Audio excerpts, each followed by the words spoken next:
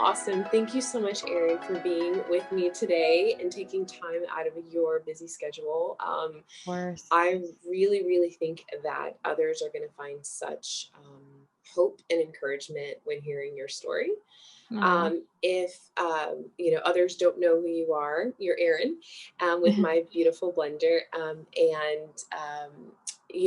have noticed within the Instagram community, like you are just super encouraging, and you just give so much light to so many women out Aw, there, which I think is wonderful. Is wonderful. thank you. So let's talk about your process and your journey and how and when and all this started. Tell me, how old were you when you knew that you needed help, or that Mhm. you knew that you had some infertility issues? So, my husband and I were married when I was 25 and a half, I guess. And we decided to start trying that summer after we got married. So I was a little over 26. And I'd been on birth control like since I started having sex in high school. I mean, let's be honest. Yeah, And then I was just like, okay, I'm going to get off of it. And, you're supposed to get pregnant after you get off of it. Maybe it'll take a month or two, but this is what should happen. And I wasn't getting my period. So I kept thinking like I was pregnant.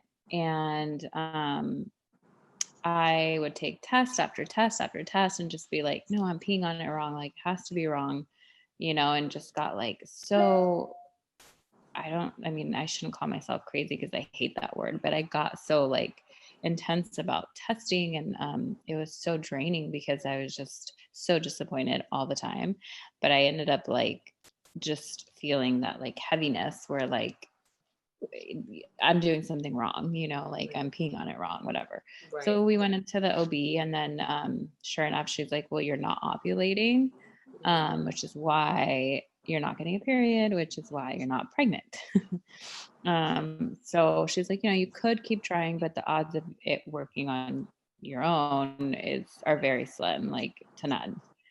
So she's like referred me to not a therapist, an infertility specialist, Right. and we went, and it was really weird because I was young, and I just always thought like fertility treatments were for people that were 40 and above and wanted to have another kid, and that's just what it was, and that was just my take on it.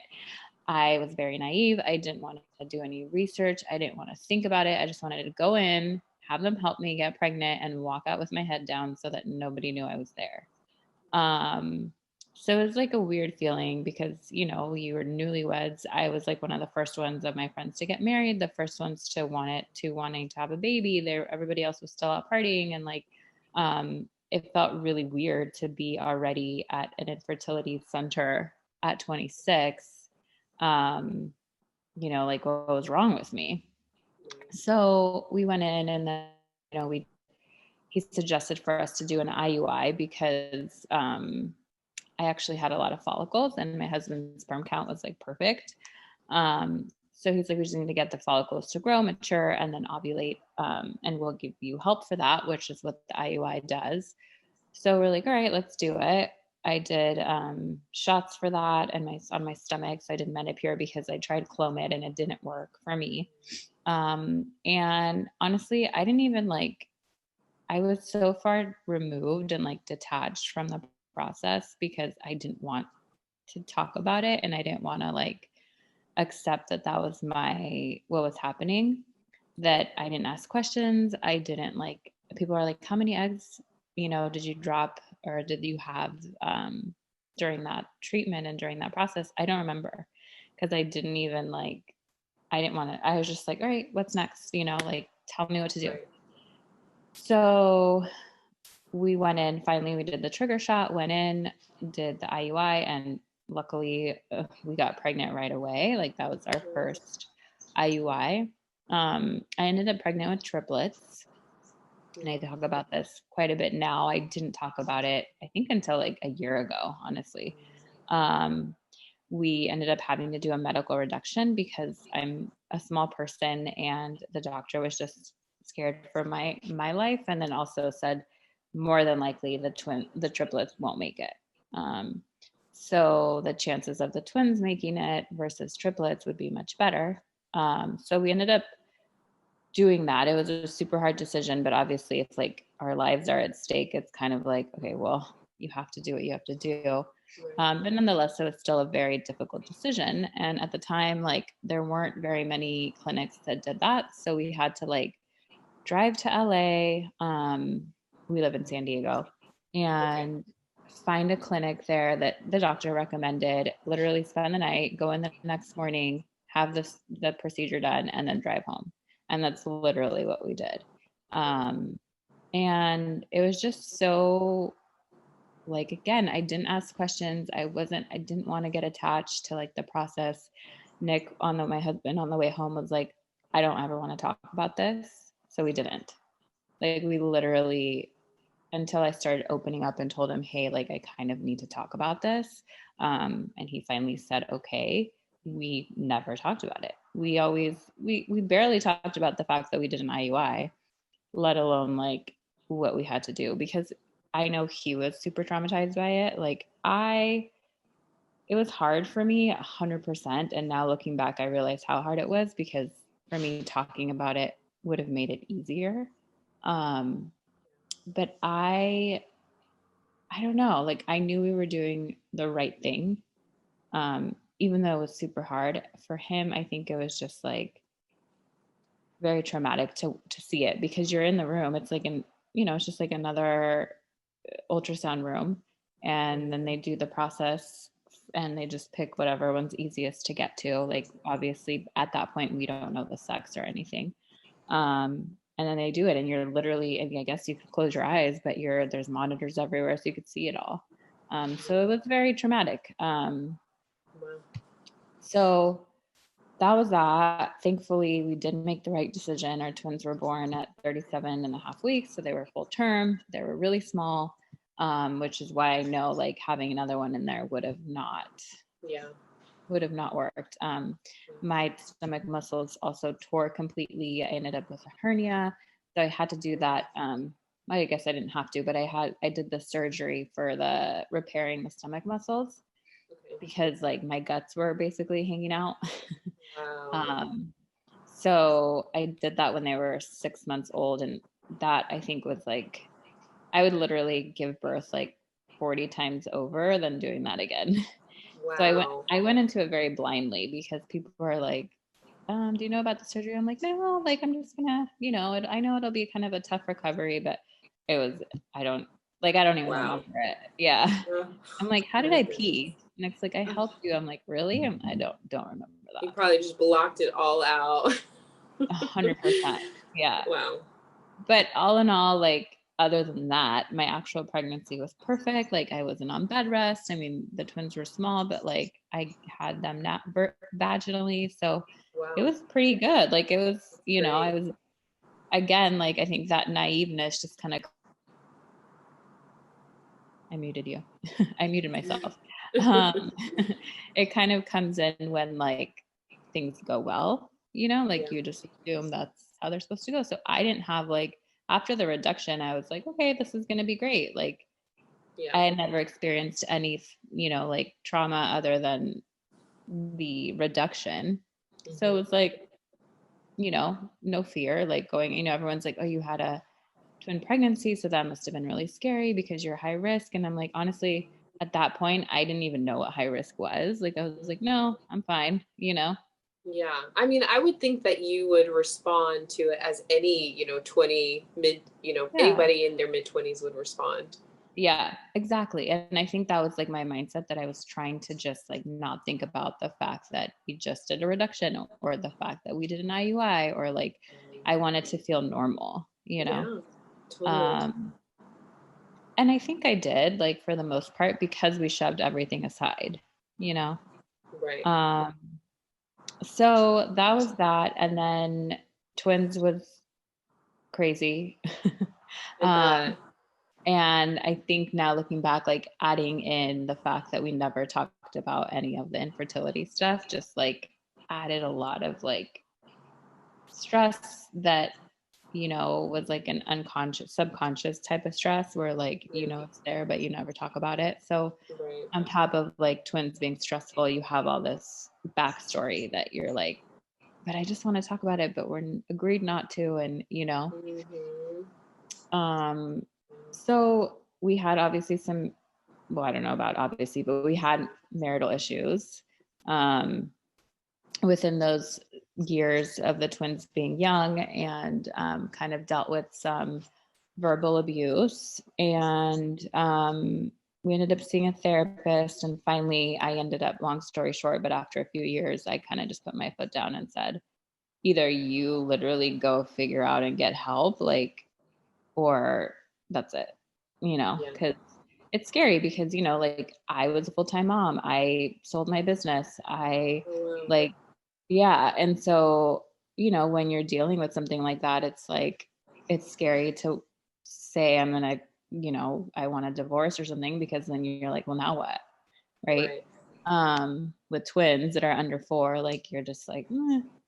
Right. um, Wow. but I think doing that and saying like finally standing up for myself was just like made him realize like, oh crap, like I have to get my act together. And I was honestly like, I didn't expect him to. I kind of just said like, I'm giving us 6 months, and if nothing really changes, like that's it. Yeah. And so I know I'm one of the lucky ones that actually like saw a change, and he actually went in, like got his own help. He still sees the same therapist like on his own. He'll make appointments for the both of us. Like it's great. That's great. Yeah. So I was in shock, as were like everybody around me that knew what was going on, because we Yeah. didn't think like that was going to happen. Um, so then like once we got better, and once we realized like, okay, we really do belong together, like we love each other, we're here to work, marriage is constant like work. Oh, yeah. And I think everybody experiences that, but I think you have to want and be willing to put in that work. Mm-hmm. Um, and so when we realized that that was what we needed to do, we did eventually decide we wanted another kid. Um, And how long the span was? so I, the first like 4 years, I was like, there's no way I can have another kid, A, because of our marriage, and B, because I just felt like the guilt of having twins like ate me alive, to the where like I felt like I didn't have enough time for them as it was. So I was like, Wow. how could I bring in another kid when I've like had to share my time with them from Yeah. day one? You know, that was Mm-hmm. just my feeling. And then when they turned 6 and then they started kindergarten, um, I kind of was like, okay, now I kind of feel like I have more time. Mm-hmm. Um, and like they understand what it is to share time, and they understand like they're more independent. So Yeah. that's kind of when I wanted another kid. So they were 6, and that was a pretty big age gap as it was, but like in my head I was like, oh, that's not that bad, right? Like we'll try again, get pregnant. Like the IUI worked so well. Right.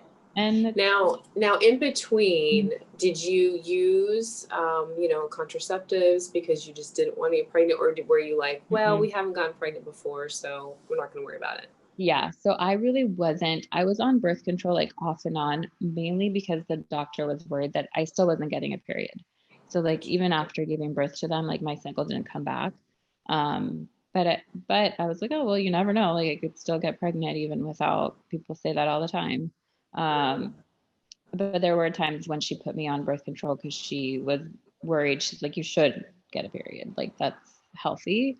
And so that was her reason for putting me on it. And again, I was just like, okay, like I didn't never ask questions. I never Yeah. advocated for myself. So I was like, sure. So I was on and off of it, like because I didn't like being on it. Um, Multiple times within those 6 years, but never like consistent. Okay. Not as a birth control, you know what I mean? So Gotcha. more of like a for health reasons. Did you like the infertility specialist that you saw? So when we were with the twins, I did. Okay. And I really liked them. They were like a small clinic at the time, but fast forward to when I did it again, they ended up, I hadn't been there in like 6 years, and they'd Right. grown like tremendously. Yeah. And my actual doctor had retired, and I was kind of handed off to another doctor who I didn't love. Even though I stayed, again, I didn't ask questions, and I stayed there for a year, um, the second time around.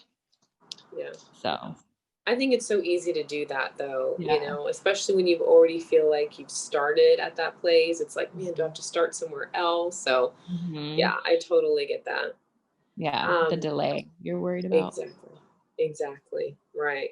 Because we put everything on a timeline when Mhm. when we are ready, you know. Exactly. Yeah. Um, so let's see. So 6 years, you're thinking about, you know, having Mhm. another baby. Mhm. Do Yeah, you go so back?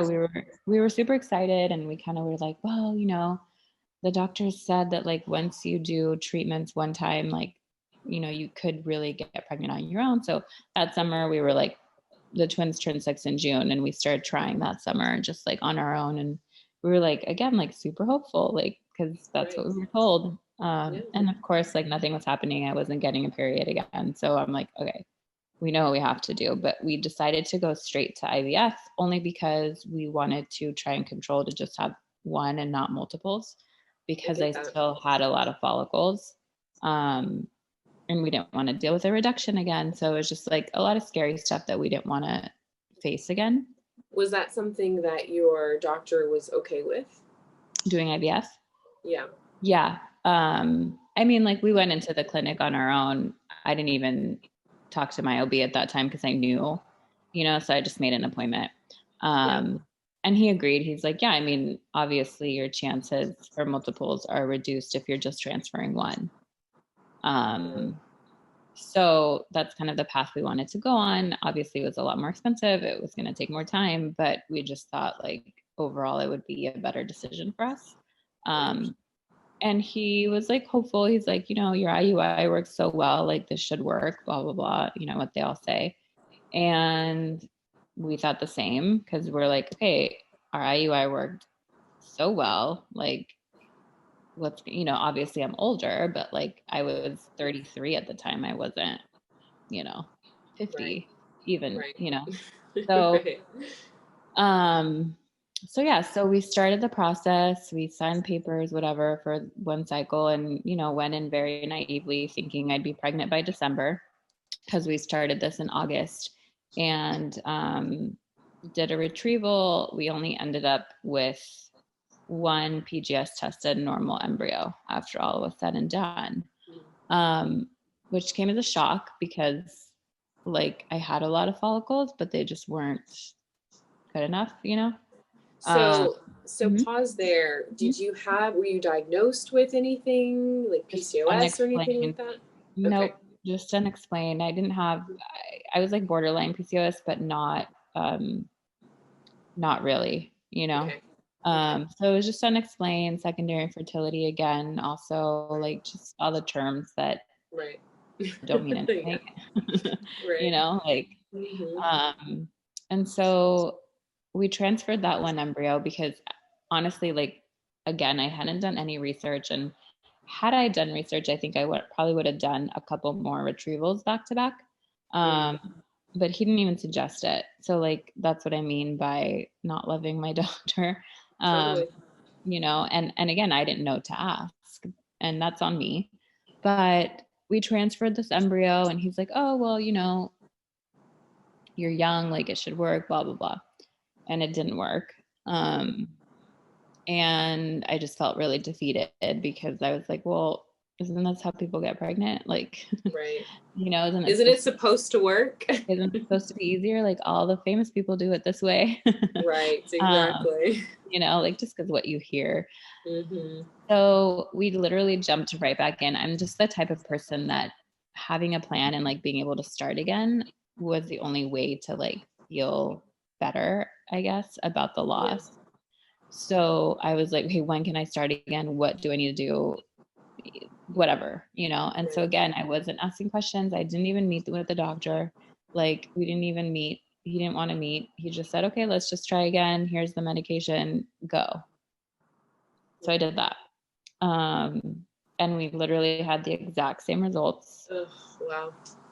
And once again, I transferred and once again it failed. So we were back to square one. And now this was May after starting in August, and had nothing.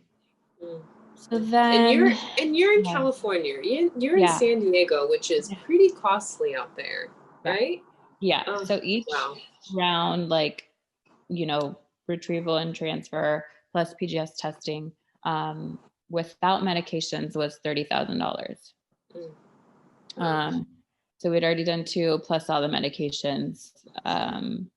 So it was very stressful. My husband was in the middle of, he had just started his business. Like he started his own company, and he was starting it literally when we were starting IVF. Oh, So I'm just very persistent, and like I'm bad, but I don't like hearing no. So I'm like, nope, we're gonna do it. Like we agreed to do it. I'm gonna do it. Sorry. And there probably could have been better communication, but he also wanted it, but was very, very stressed financially, which makes sense. and then Um, as a woman in your 30s, you're already thinking, oh my gosh, how I long is can't this going to wait. take? Right. Yeah. Yeah. So I was like, no, like now I'm 34. Like, what, the twins are about to turn 7 because now it's May. Like, this isn't what I was planning on doing. Right. Um, so then we decided to do an IUI because we're like, all right, at this point, like, I don't seem to be getting pregnant. So maybe like Right. I'll just get pregnant with one. And the IUI didn't work. And we were just like, I was just super depressed by then. Like I remember I we were in Hawaii because we had decided to take a trip. We always take a trip for the girl's birthday, or we try to. And so we decided to go to Hawaii, and we're like, oh, we'll find out there that we're pregnant. It's going to be great. Obviously, I got my period the day we got there, and I was like devastated. Um, and he was just like, finally put his foot down. He's like, we need to take a break. He's like, we can't just keep doing this. He's like, what you're putting your body through, like you've almost been on hormones for a whole year now. Like, let's take a break. Financially, we need a break. Let's regroup. And that was like really hard to hear because I definitely did not want to take a break, because Right. you think like now you're wasting more time. Right. Um, but we agreed on 3 months. And honestly, like after those 3 months, I was like, that was the best decision we could have made. Just because But it's like hard. It's it's hard. hard though, right? Oh Because yeah, like you said, you're determined and you're of like, we're course. going to do this. Yeah. 100%. But like I trained to be a yoga instructor. I did a lot of stuff for me and my twins. Good. Obviously, they're still there, and my mind was like beyond not with them. Um, so I got to do a lot of stuff and enjoy them and enjoy like my time again because you lose yourself, and you stop doing anything for yourself other than the treatments. Right. So it was nice. And looking back, like I always say now when people ask me like, should I take breaks, or, like when they're worried about their breaks, I always say like, just think of it as part of the journey. Like just know that the break you're taking or the break you're forced to take, maybe because of different reasons, COVID, whatever it is, has to happen for your journey. Like, That's and good. like that kind of like helped me kind of get through any of Yeah. the breaks, because I was like, it's not, once I did that one, because I had multiple ones after that, not for that long a time, but you have your month or whatever, they can't do anything. Right. You just kind of have to think like you're not wasting time. You're not necessarily going backwards. This is part of it. Like you can't Right. just go from this to this to this to this to this. Totally. So that happened. And then we were going to start again. And I, called the fertility clinic, and she's like, okay, well, let me email you over the prescription and let's get started. And I'm like, well, aren't we going to talk to the doctor? Like, I haven't seen the Yeah. doctor in like 7 months. Doesn't he want to know like how I'm doing, you know? And she's like, no, it's fine. He said you could just start. And I'm like no changes to the protocol, nothing. So that kind of weirded me out. And my best friend was like, that's not normal. Um, so I just felt like it was like they're just a well-oiled machine there, and they just like want to, I don't know, just a money-making machine. And it works for some. And I think if you get pregnant there, obviously you probably like love the clinic. So it's all based on how you feel. So I didn't feel comfortable anymore. And we found a different clinic that was like night and day for them. Oh, wow. I had at that clinic, at the old clinic, I never saw my doctor. Like I always saw a different nurse practitioner with every single appointment, everything. At this clinic, the doctor does everything, like That's every awesome. single appointment. Yeah. So I was like, that's what I need because I just want consistency. Mhm. Um, and so I loved it. The nurses were awesome. I loved my doctor at the time. And we ended up doing a retrieval and ended up getting 3 embryos, but we decided not to test them that time. So this was my third retrieval. So at this point, what was different in your protocol? Because you got two more, right? Well, we got 2 more, but they were good quality versus before they were never like that good quality, but we hadn't Okay, tested them. gotcha. So technically the outcomes were still, we don't really know how many we would have gotten. But we just started hearing things like, oh, PGS testing isn't always accurate. And sometimes, embryos do work even though they come back and they're not normal. So just got all this stuff in our head and we're like, let's just not test them. Like we'll save $5,000. We won't test them. Yeah. Um, and see what happens. So we ended up getting pregnant, which was crazy because we're like, oh, we're like so proud of ourselves. And that was in December of 2018. And then a few weeks later with girls, they were super excited. We saw the heartbeat. And then I went in for my last appointment at the fertility center at 8 weeks, and then there was no heartbeat. So I miscarried. Um, Ultimately, we don't really know why. I'm always going to think that it's maybe because we didn't test the embryos. We don't know, Right. but you can't know. We tried to test the tissue, but it was not testable. So we really don't know why. Yeah. Um, so that was probably like one of the hardest days of my life. Yeah, so Um, at that point, what were you feeling? Were you like, okay, I need to take a break? Were you just so like disappointed, I'm sure, and yeah. shattered? Yeah. I mean, I was devastated. I like just remember like bawling. Like I couldn't even like get dressed after that appointment. Yeah. And then it was like we have to come home and tell the girls, Mm. which was like, how do you do that? Because, you know, we hadn't been that open with them the first year, and they knew we were pregnant because we told them we were after we saw the heartbeat. But so we had to come home and we had to explain that the baby in mommy's tummy died, and like it was Mhm. just a Yeah. lot of added like emotion because they were so upset. So just like so much guilt, and then like of course I feel like horrible and sad and crushed and everything you just said. Um, but like I said, I needed to start doing it again. Like it's so hard for me to just not have the next plan and not start something again. So immediately I was like talking to the nurse and I was like, well, how long will it take for these levels to come down? Like when can we start? Because technically we had 2 more embryos. Um, and she's like, well, most people's drop in like 4 to 5 weeks. Well, mine took about 9 weeks.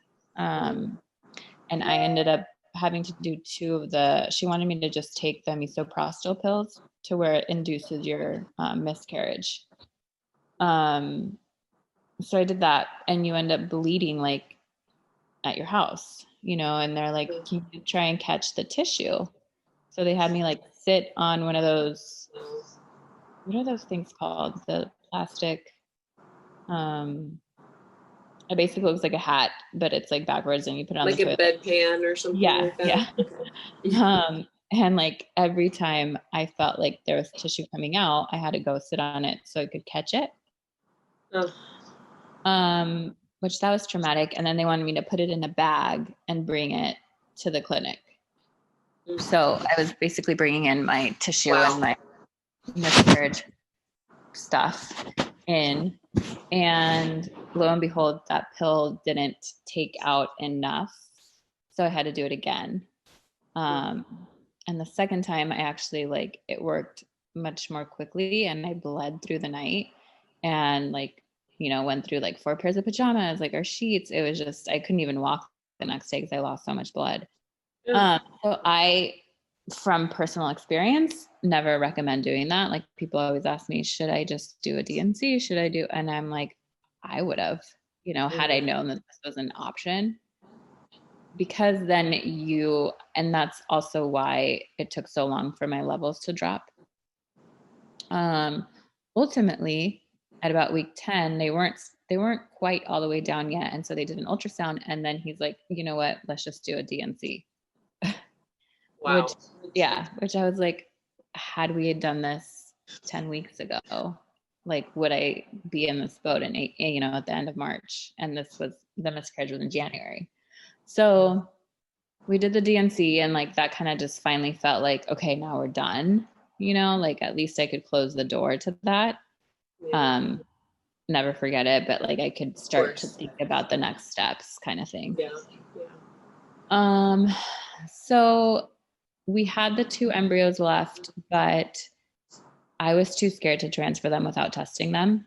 And the doctor was like, well, if you defrost them, or if you thaw them and then you refreeze them, that's going to lower their quality. And I'm like, yeah, but if they're not normal, I don't want to have another miscarriage because of that. Obviously it could still happen, but going into a transfer, not being sure about the embryos, mentally I couldn't do it. Yeah. So we thawed them. One came back normal, which makes me believe that the other one wasn't normal either, only because of my odds. And we transferred it. The quality did go down because it technically had been through a lot of trauma now with the defrosting twice. And it failed.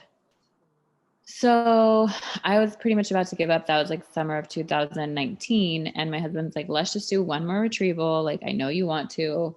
I know you're not ready to stop trying. And let's do it right from the beginning. We'll do all the supplements, blah, blah, blah.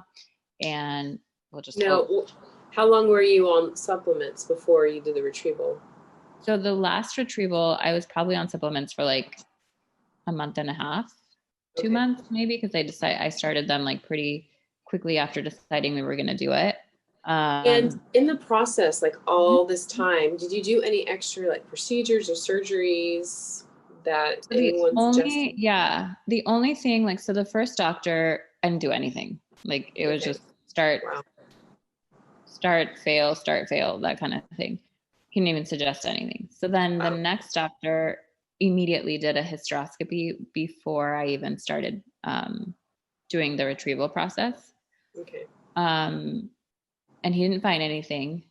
But he said, sometimes if you do a hysteroscopy, it could help implantation. I don't know. Right.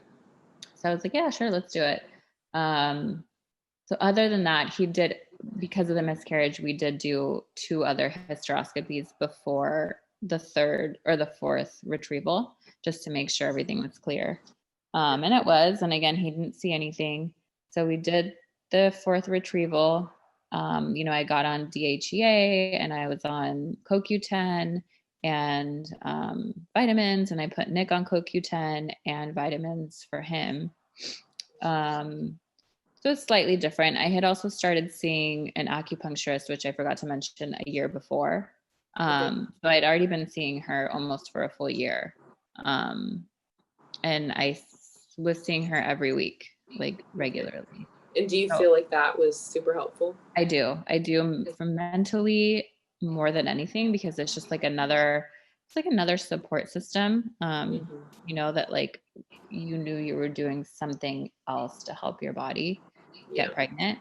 So that alone helped me feel more confident. Yeah. But I do believe in it, and I do think it did help eventually. And my 4th retrieval actually ended up being the best one, and I was the oldest. I was 35, which is crazy. So when they say like, oh, that's why like people are like, should I do all my retrievers because I'm going to be young, or I'm young and in a year I might not have.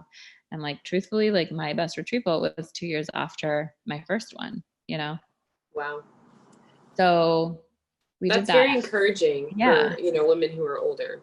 So, Yeah. Like it doesn't always, like obviously statistics and, book descriptions are like, okay, your age matters. And I don't disagree with that. But right. like the thing I've learned is that forget what the odds are, forget what the statistics are. If it works for you, then that's your statistic. Do you know what I mean? Like my Totally. doctor explained it so well. He's like, these are the statistics, but if you don't fall in it, then you're not a part of it, And I Exactly. I never seem to fall in any of the statistics. So I kind of just started to just put that aside because ultimately when we had supposedly the best chances, it never worked. So we did that retrieval and I ended up getting 3 PGS tested normal embryos. So Wow. that was absolutely by far the best retrieval.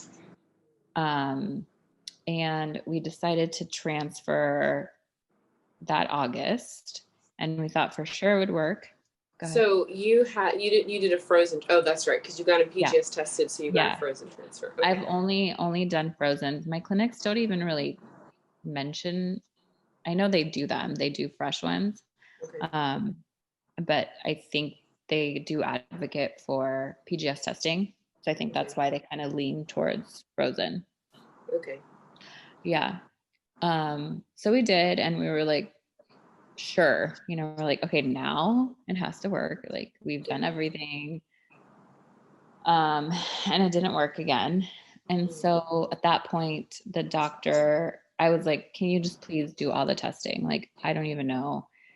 My clinic doesn't do ERA testing. Mm-mm. And I'm, tried to ask about a bunch of different ones. He's like, what I do want to do is like give you a pelvic MRI just to see what else is going on. And so when I did that, he did find that I had a slight form of adenomyosis, which is kind of like a very, very small form of endometriosis. By no means is it, but that's kind of how they classify it. And the way Okay. they treat it is by like giving you a form, like a very small dose of what they would give somebody with endo, to try and cure it before doing surgery and all that, of course. So they gave me, it was letrozole, and I was on that for 3 months because of that. And then they also had found like some inflammation that was still there from probably the miscarriage. And so they Right. put me on like a couple different, I think it was like a prednisone kind of, and like Flagyl, um, just for 2 weeks, which was horrible because it just makes you want to throw up. Mm.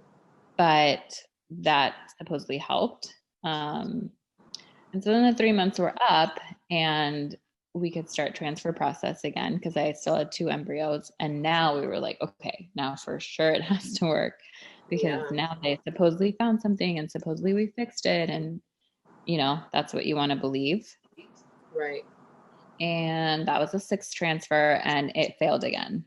Oh my gosh. Wow. Yeah, I know. So that was like probably the most depressed I was. And even more so, I mean, I was very depressed after the miscarriage, but like because you just felt so defeated because you're like, I don't get it. Like Right. what what is happening? Like we're doing everything is like picture perfect on paper. And I supposedly don't have anything wrong. And we fixed this and we fixed that and we've done every type of test possible. Um, and so I just kind of like had this feeling where I was like, I think I need to switch doctors. Um, my doctor is great. Like, I honestly think everybody can do a transfer. I don't think it was like because he didn't do the transfer right by any means, but Yeah. it was just like when I went in to ask more questions and when I went in and I was like, well, now what? And this and that, he kind of like wanted to do more testing and he wanted to do more. And I'm just like, I'm so done with the testing. Mm. Like, I feel like there's nothing else. Right. So my doctor was actually gone for 2 weeks after the after that transfer failed. And so, but I could not wait to talk to somebody for 2 weeks. So we ended up meeting with another doctor who was actually the one that did my retrieval, this last one. Okay. And I'm like, let's just meet with him, like, just so we can answer some questions and then we'll decide like what we're going to do. And we'll talk to the other doctor when he gets back. We ended up loving him. And I was like, this is my guy. Like, I need to meet with him. I mean, I need him to be my doctor. How do I do this? And he even gave me his email, like, and that was like our first meeting. And he's like, email me anytime with any more questions, blah, blah. And he basically told me while we were meeting there, which like stuck with me and it still does. And I try to tell people this is basically nothing's wrong with me. I mean, like nothing that they'll ever find. Sometimes it just doesn't work. And unfortunately for me, my luck has been really bad. And my coin, this is what he said, my coin hasn't landed on the right side. He's like, but the odds are if you keep trying, then it will. Like that's how I feel. Like it's a numbers game. It's such a numbers game. And nobody had ever told me that. And I never really thought of it that way because I always thought, okay, there's more tests we can do. There's something else that we can find out. There's something we can try and fix, try and like alter, but there wasn't, there really was never anything like, there are people with PCOS, there are people with really bad endometriosis. There are people with things that you could try to fix, right? But for me, like there really wasn't. So I really like that. And that made me feel really confident because I was ready to not even transfer that last embryo. Wow. I was like, I can't do it again, Right. And my husband was like, look, we just have this one left. We have another one, but it's slightly abnormal. But that's something that my doctor said he would still actually transfer that one. Okay. But, to feel comfortable, we had one left, one good one. And I emailed my nurses because people are like, how did you switch doctors within the same clinic? Like, that's so weird. Or like, did you feel uncomfortable? And I'm just like, honestly, I was like, no, I didn't feel uncomfortable because, I mean, yeah, I guess part of you does, but like, it's your journey, you're paying, it's your body. Like, if you have any slight, like just doubt about anything, like you need to address it. Totally. Because, I'm not a huge person. I'm not a huge believer in like, oh, if your mind affects your transfer. Like, no, I mean, yes, but like, I don't think that's why it failed. Right. But just like for peace of mind, and you have to feel comfortable with your doctor. Like that's who's helping you get pregnant. That's right. Actually with anything, I mean, like if you don't feel comfortable with your OB or with your general, with your GI doctor, anyone, like you need to feel comfortable. Exactly. And that's, that whole thing of what we talk about all the time is advocate for yourself. Mm-hmm. And even though, you might see an amazing RE, there are times where you're like, okay, I need to reroute this a little bit. And there's nothing 100%. Wrong with that. Exactly. So that's kind of like where we were. Okay. And I emailed my nurse and I emailed the doctor at 10 o'clock that night. And I was like, I want you. Is basically what I said. And I was like, how do I go about it? And he's like, just email the nurse. Like, it should be fine. And then the nurse wrote me back the next day and was like, it's totally fine. She's like, people do this all the time. Like, don't worry. We just want you to get pregnant, which was so nice to hear because, yes, like it's still awkward. And, I went into the clinic with a new doctor and obviously you see the old doctor and it's a little weird, but like, it's, like, they're just, I don't know, at least at this clinic, everybody's so kind that like, it didn't matter. Good. Yeah. So we moved into transfer phase. The one thing I did say I needed to see a change in was my lining, because my lining in the past at every single one of my transfers had only gotten up to like a 7.5. And every doctor was like, and they still will say this, that's actually a good lining because my lining looked good. And by that, I mean like it was whatever they call it, where like all three of the lines were like trilaminar or something like that. Yeah, exactly. Yeah. And but I said, but I was like, okay, but maybe for me, like maybe I need a thicker lining, like maybe that's fine for most of your patients, but like something that we can do, it's not going to hurt it. Right. Yeah. So they put me on estrogen injections instead of the patches because I was already on the max patches. I was already on 6. So I was like, okay, well, what's the what's the next dosage? Right. So I did these injections, and they're just like much, much more powerful because they're also intramuscular. So they're pretty much where you do your PIO shots. Mm-hmm. Um, and Did they you, got sorry, did you have to do like aspirin or anything like that? So that doctor doesn't really believe in aspirin. He's like, you can. Um, he's like, and it won't hurt. He's like, but I'm not going to tell you that you need to do it. I did it because I kind of like felt like I wanted to. Yeah. And so I took baby aspirin, and then, I kept up my vitamins and all my supplements. And so then I just started the injections, and then we got my lining up to like a 9.5, which was huge for me. And I was like, okay, well, that makes me feel really confident. Um, it still took like 2 weeks, but my body always takes at least 2 weeks to get up to where you need to be.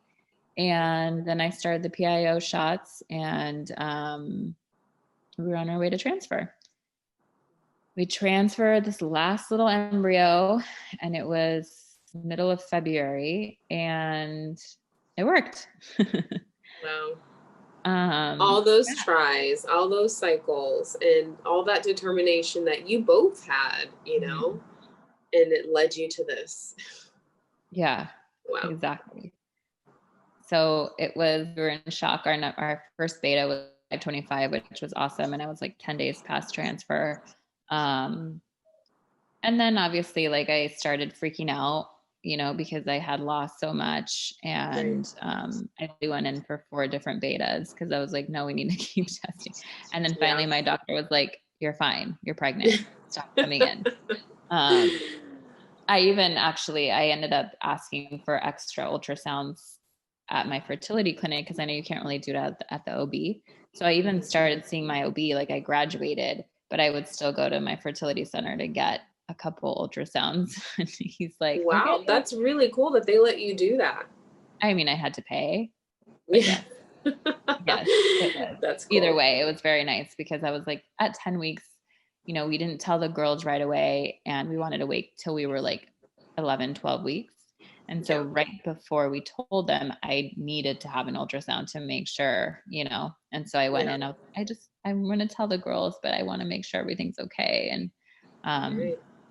thankfully it was, and she's here, and she was born 4 weeks ago to the day. Well, Oh my yesterday, but goodness. Wow. And yeah, how old are the girls now? they're 9.5.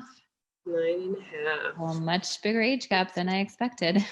But that's okay. I It's think, 100% okay. like I had talked to you, or I mentioned in one of your posts that, like, it really is about the family, Mhm. and not what so and so says, and oh, the age gap is too much. Like, I know lots of people, and Yeah, for me personally, I have a sibling that we're 10 years apart, and we're very, very close. that's So so cool.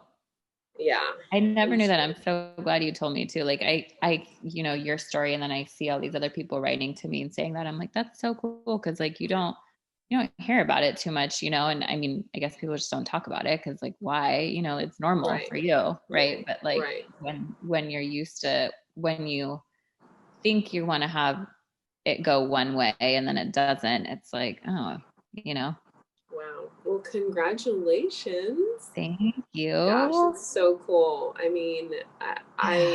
I haven't even touched all the things that you have in your story, but just the heart, the mind that you have to keep going. It's not easy. It's very No. hard. Looking back, Mhm. you know, to yourself before you did the IVF process. Um, what would you was is there anything you would have done differently, or is there anything that you would have said to that younger self, um, looking Um, I back? I mean, it definitely to advocate for myself. I think definitely do a little more research before jumping into IVF and just assuming that the doctors know everything, because they don't. Um, Right. and so that was, I think, the biggest part for me, because I do feel like, even though I know I say like, okay, every part of the journey is part of your journey, and for some reason you had to do it, right? But I do feel like if I would have been a little more on top of like what was going on, if I asked more, if I tried to, learn more, I maybe could have saved a couple rounds, or like Yeah. at least maybe switch doctors sooner when my gut was telling me to and I didn't. Because this was like the fancy place of San Diego, like that's like what it's known for. And so I thought they were the best. So I think just like that kind of stuff and would be something that I would tell myself to make sure to do, not to close my eyes as much. Yeah. And then the other thing I think would be to, I didn't talk to anybody about it for a really long time. And really not until I opened up here or, to like on Instagram or whatever, blogged about it. It was about a year ago that I started. So I think like that's helped me tremendously. Like going through a couple of the losses, the failed transfers when I was opening up really helped support me, Yeah. because this community is so awesome. And so I, like by no means do I tell anybody to share the way I share. I know I'm very, very open, but just have somebody that you can talk to. And somebody that can kind of understand, because like I did share with a couple of my best friends and they were there for me 100%, but it still isn't the same as talking to somebody that has gone through That's right. something, like it doesn't have to be this long journey. It doesn't, if it worked the first time, that's amazing. It's still going through something. They still get it, Yeah. so I think that's like the other biggest thing, because it was very isolating. It was very dark. I pushed a lot of people away. I was angry. And I think had I had that a little bit more of support, had I opened up a little bit more to somebody that got it, I think I would have probably, I don't know, I would have just been a little bit lighter. Yeah. It would have helped in the process for sure. Totally. Yeah. Yeah.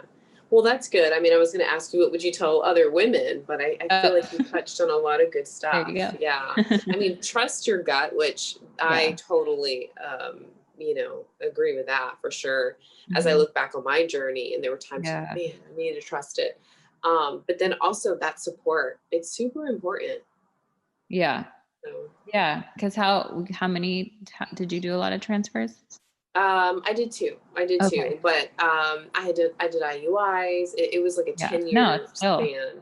Oh man. It didn't work. I did a couple IUIs that didn't work. Clomid didn't work. Did IVF at 35, and the second transfer took, Okay. thankfully. It's So hard. I mean, anything, like even if you're not doing treatments and it fails and you're trying on your own and you can't get pregnant, it's still like so hard, it is. It is. Well, thank you again. Cheers. Where can people find you? So I have my blog. It's mybeautifulblender.com, and on Instagram at mybeautifulblender. Pretty simple. Awesome. Yay. Well, Yeah, thank again, you. I just commend you for being Oh, just open. I think a lot of women would have loved to be that open and yeah. are scared too. So when they see your posts and they see what you're going through, it's a big deal. It's a big deal because they can relate to you. And now being a mommy all over again, going through all of that, and that's a whole other thing. Oh God, I know. It's a whole nother call. It is. But yeah, so thank you again for Thank joining you. us. And I just know a lot of people are going to be so inspired. So oh, you're so sweet. it. I'm so glad you asked me. I feel honored. I am too. I feel honored that you'd be here. Oh.